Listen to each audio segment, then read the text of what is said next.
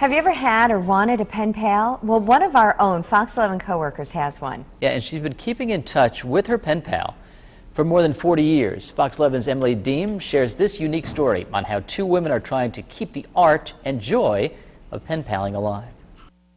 When you look up pen pal in the dictionary, it reads a person with whom one keeps an exchange of letters, usually someone so far away that a personal meeting is unlikely. Well, that's not the case for one Fox 11 employee. Karen Blazeski has kept in touch with her pen pal, Deanne Eyrig, for, get this, 42 years. Not only have they kept in touch, they've also met. Deanne recently made her way to Titletown, and I got the chance to spend some time with two women brought together by the written word. Surprised me that it's gone so quickly. You know, it's just amazing that first of all she kept the letter. At first glance, Karen Blazeski and Deanne Eyrig could be mistaken for sisters, but they're not. So how did the look-alike strangers become best friends? It's all thanks to a pen pal article each found in Teen magazine dating back to the year 1969. It said if you wanted a pen pal, fill out this questionnaire, mail it in, and we'll match you up with somebody. And that's what they did. Both Karen and Deanne filled out applications describing themselves. I wrote something really sound like a teenager, right? About being a teeny bopper. Mailed them out and waited to hear back from the magazine. Never really expecting to get anything, and sent it in and then found out that I was matched up. Karen was going to be my pen pal. At the time, Karen was 16, living in a suburb near Rochester, New York.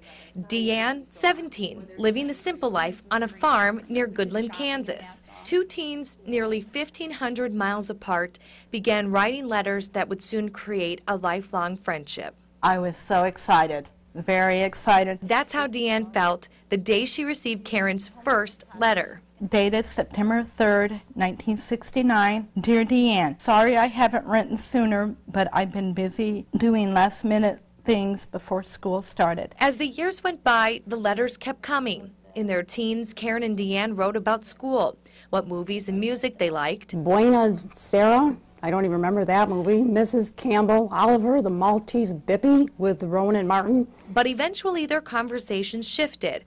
Both got married, had kids, and were stay-at-home moms. She would send me, when she was making clothes for the kids, swatches of material. In 1990, Karen was diagnosed with Hodgkin's lymphoma. Karen started radiation. A year later, she relapsed and needed a bone marrow transplant. The news was hard to take. So that was kind of a daunting thing to face. But she didn't face it alone. Deanne, who Karen had never met, was by her side, even if she was across the country.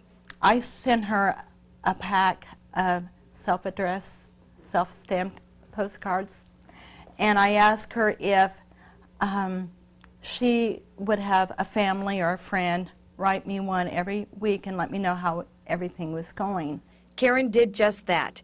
Each week, she made sure Deanne knew how things were progressing. She said, if I live through this, I'm going to meet my pen pal. Nearly 3 years later, in 1993, Karen was on a plane to meet her pen pal for the very first time. I think it was just somebody from so far away that had never met me, was so concerned about how I was doing. In 1995, Karen and her family moved to Wisconsin, where she has been cancer-free ever since. Over the past 42 years, Karen and Deanne have only met 3 times. They've been featured in a Goodland newspaper, traveled together on a cruise to the Bahamas. Oh my God, we did look different. Look at those glasses. And their recent get-together, Deanne finally made her way to Wisconsin in April. Now, instead of letters, both rely on Facebook and email to keep in touch. But they know if it wasn't for that pen pal article in Teen magazine, their paths wouldn't have crossed.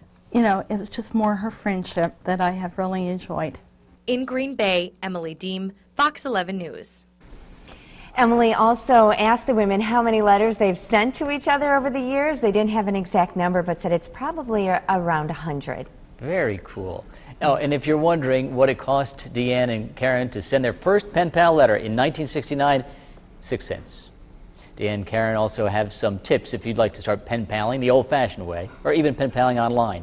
We have that information on our website, fox11online.com.